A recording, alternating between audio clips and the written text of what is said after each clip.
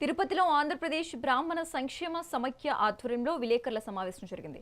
రాష్ట్రంలో బ్రాహ్మణులపై పెరుగుతున్న దాడులను అరికట్టాలని సమైక్య ప్రధాన కార్యదర్శి వేదం హరిప్రసాద్ డిమాండ్ చేశారు. బాధితులకు తక్షణ రక్షణ కల్పించి నిందితులపై కఠిన చర్యలు తీసుకోవాలని కోరారు.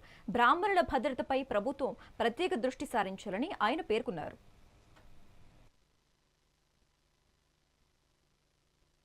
ముఖ్యంగా బ్రాహ్మణుల పట్ల చులకన భావం మరింతగా పెరిగింది. ఈ గత కొద్ది రోజుల్లోనే బ్రాహ్మణులపైన ఎన్నో దాడులు జరుగుతున్నాయి.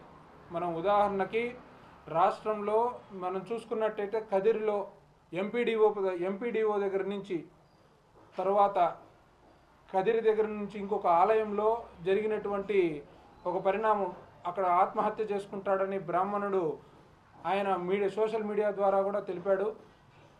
అలాగే కాకినాడలో పురోహితుణ్ణి కొడవలతో పొడవడం,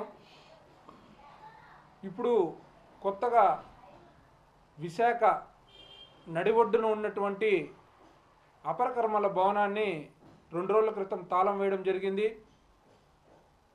దీని గురించి పలువురు చాలా విధాలుగా మాట్లాడుతున్నప్పటికీ అది 120 ఏళ్ల చరిత్ర కలిగిన బోడి సత్రం.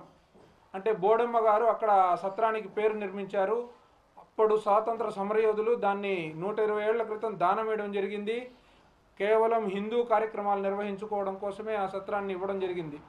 ఈ నేపథ్యంలో 120 ఏళ్లుగా, 1 కాదు 2 కాదు 120 ఏళ్లుగా అక్కడ అపరకర్మలు నిత్యం నిర్వహిస్తూనే ఉన్నారు.